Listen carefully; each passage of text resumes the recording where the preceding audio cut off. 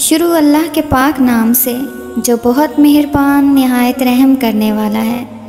صفا وائس کے ناظرین السلام علیکم۔ شیطان کون تھا؟ شیطان کی تخلیق کیسے ہوئی؟ جب اللہ تبارک تعالیٰ نے اس کائنات کو تخلیق فرمایا تو اللہ تبارک تعالیٰ نے انسانوں کو پیدا کرنے سے پہلے کون کون سی مخلوقات کو پیدا فرمایا؟ اس روئے زمین پر انسانوں سے پہلے کون کون سی مخلوقات رہا کرتی تھیں؟ اور انسانوں کے ازلی دشمن شیطان کو کیسے پیدا کیا گیا؟ اس کے ماں باپ کون تھے؟ اور اس روئے زمین پر سب سے پہلے شیطانوں اور فرشتوں کے درمیان جنگ کس وجہ سے ہوئی؟ شیطان عزازیل سے ابلیس کیسے بنا؟ اور ایسے بہت سے سوالات جو شیطان یعنی ابلیس کے حوالے سے ہمارے ذہنوں میں اٹھتے ہیں، آج ان سوالات کا جواب قرآن و حدیث کی روشنی میں دیا جائے گا، اور ایسے حقائق سے آپ کو آگاہ کیا جائے گا جن کے بارے میں اکثر ہمارے بہن بھائی واقف نہیں۔ جس وجہ سے فرشتوں کی اولاد پیدا نہیں ہوتی، اور دوسری ناری مخلوق جن کو آگ سے پیدا کیا گیا وہ جنات ہیں۔ فرشتے نور سے پیدا کیے گئے ہیں، جن کے بارے میں روایات میں آتا ہے کہ جنات میں سب سے پہلے سمون جن کو پیدا کیا گیا۔ اللہ تبارک تعالیٰ نے سمون جن کو پیدا کر کے زمین پر بھیجا، اور اس کے لیے ایک جن لڑکی کو بھی پیدا فرما دیا۔ اس طرح اس جن نے اس لڑکی سے شادی کر لی، جس سے ان کی نسل خوب بڑھی، اور یہ جنات اتنے زیادہ ہو گئے کہ پوری روئے زمین پر پھیل گئے۔ شروع میں یہ جنات فرشتوں کی طرح ہر وقت اللہ تبارک تعالیٰ کی عبادت میں مشغول رہا کرتے تھے، اور پھر آہستہ آہستہ ان میں سے کچھ جنات نے اللہ تبارک تعالیٰ کی نافرمانیاں کرنا شروع کر دیں، اور اللہ تبارک تعالیٰ کے حکم کو ماننے سے انکار کر دیا، جس کی وجہ سے یہ ناری مخلوق اللہ تبارک تعالیٰ کی نافرمان مخلوق بن گئی۔ جنات میں سے ایک نامی گرامی جن کا نام چلیپا تھا، اور اس کی بیوی کا نام تبلیس تھا۔ یہ دونوں بہت ہی قداور اور بہادر تھے۔ کہا جاتا ہے کہ چلیپا جن کی شکل و صورت ببر شیر کی طرح تھی، اور تبلیس کی شکل بھیڑیے سے ملتی جلتی تھی۔ چلیپا جنات کا سردار تھا، اس کے نام سے بڑے بڑے جنات خوف کھاتے تھے۔ چنانچہ چلیپا اور تبلیس کے ملاپ سے ایک جن پیدا ہوا، جس کا نام انہوں نے عزازیل رکھا۔ یہ بچہ اپنے والدین کی طرح بہادر اور دراز قد کا تھا۔ روایات میں آتا ہے کہ حضرت آدم علیہ السلام کی تخلیق سے 50,000 سال پہلے یا اس سے بھی زائد کا عرصہ زمین پر جنوں کا عروج تھا۔ اس روئے زمین پر ہر طرف جنات ہی جنات تھے۔ یہ جنات زیادہ شریر تھے، اور یہ زمین کے اندر فتنہ فساد پھیلاتے تھے۔ اس طرح جب جنات نے اس زمین پر فساد پھیلانا اور تباہی مچانا شروع کر دی، تو اس وقت اللہ تبارک تعالیٰ نے فرشتوں کو حکم دیا کہ زمین پر جاؤ اور جنوں سے جنگ کرو۔ تو فرشتے اللہ تعالیٰ کے حکم سے زمین پر اترے۔ ان فرشتوں نے جنوں کو حکم دیا کہ اللہ تبارک تعالیٰ نے حکم دیا ہے کہ زمین میں امن و امان سے زندگی بسر کرو، لیکن جنات نے فرشتوں کی بات کو ماننے سے انکار کر دیا، جس کی وجہ سے جنات اور فرشتوں کے درمیان بہت بڑی جنگ ہوئی۔ اس خوفناک جنگ میں عزازیل کے والدین یعنی چلیپا اور تبلیس نے بھی شرکت کی۔ اس جنگ میں فرشتے اللہ کے حکم سے جنات پر غالب آ گئے۔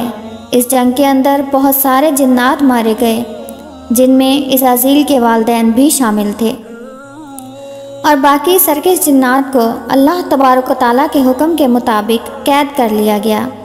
ان قیدیوں میں عزازیل بھی شامل تھا۔ فرشتے جب ان جنات کو قید کر کے آسمانوں کی طرف لے گئے تو شیطان بھی ان کے ساتھ آسمان پر چلا گیا۔ پھر اللہ تعالیٰ کی طرف سے فرشتوں کو حکم ملا کہ عزازیل کی بہترین تربیت کی جائے اور اس کی اچھی پرورش کی جائے۔ فرشتوں نے عزازیل کو عبادت کرنے کی بہترین طریقوں سے آگاہ کیا۔ جس کی وجہ سے عزازیل اللہ تبارک و تعالیٰ کا ایک عبادت گزار بندہ بن گیا اور اللہ تبارک و تعالیٰ کی بارگاہ میں بہت بڑا مرتبہ حاصل کر لیا۔ اس دوران عزازیل بہت قابل اور عقل مند بن گیا۔ اس وقت اللہ تبارک و تعالیٰ نے عزازیل کو فرشتوں پر استاد مقرر کر دیا۔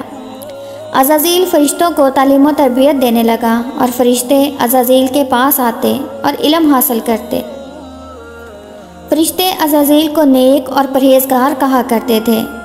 حضرت کعب بن احبار رضی اللہ تعالیٰ عنہ بیان کرتے ہیں کہ عزازیل 40,000 سال تک جنت کا خزانچی رہا اور 80 سال تک وہ فرشتوں کے ساتھ رہا اور 20,000 سال تک فرشتوں کو تعلیم و تربیت دیتا رہا۔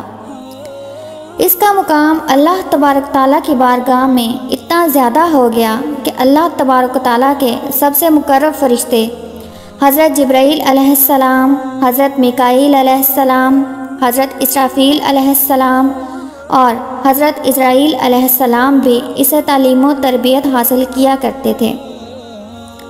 اللہ تبارک تعالیٰ اس کائنات کا حقیقی مالک ہے، اسے کوئی بھی چیز پوشیدہ نہیں ہے۔ اللہ تبارک تعالیٰ کو اس بات کا علم تھا کہ عزازیل ایک دن میرے حکم کو جھٹلا دے گا اور اس کا خاتمہ کفر پر ہوگا۔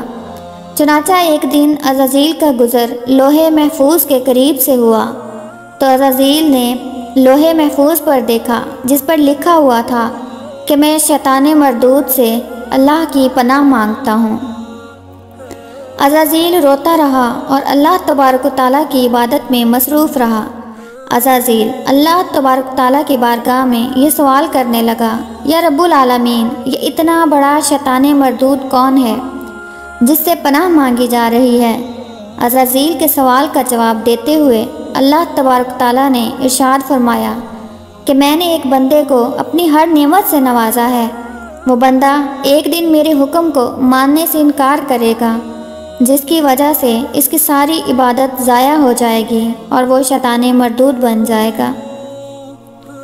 اللہ تبارک تعالیٰ کا یہ فرمان سننے کے بعد عزازیل ہر وقت یہ سوچتا رہتا کہ وہ شیطان مردود کون ہوگا۔ چنانچہ عزازیل نے اللہ تبارک تعالیٰ سے کہا کہ رب العالمین، میں شیطان مردود سے ملنا چاہتا ہوں۔ تو اس وقت اللہ تبارک تعالیٰ نے عزازیل کو فرمایا کہ تو بہت جلد ہی اس بندے کو دیکھ لے گا۔ پھر اس کے بعد اللہ تبارک تعالیٰ نے فرشتوں میں یہ اعلان کیا کہ میں زمین پر اپنا خلیفہ مقرر کرنے والا ہوں۔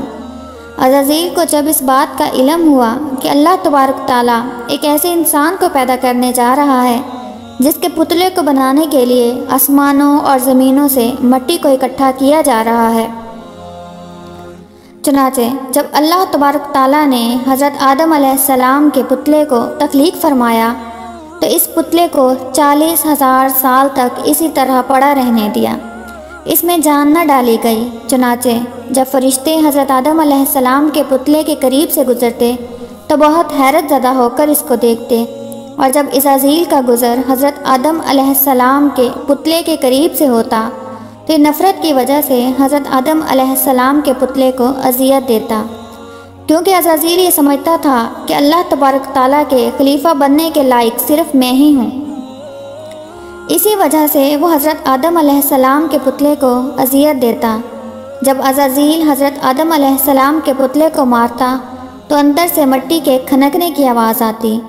چنانچہ جب اللہ تبارک تعالیٰ نے حضرت آدم علیہ السلام کو تخلیق فرمایا اور اس کے اندر روح بھی داخل کر دی تو اس دن اللہ تبارک تعالیٰ نے سب فرشتوں کو حکم دیا، سب میرے پاس اکٹھے ہو جاؤ۔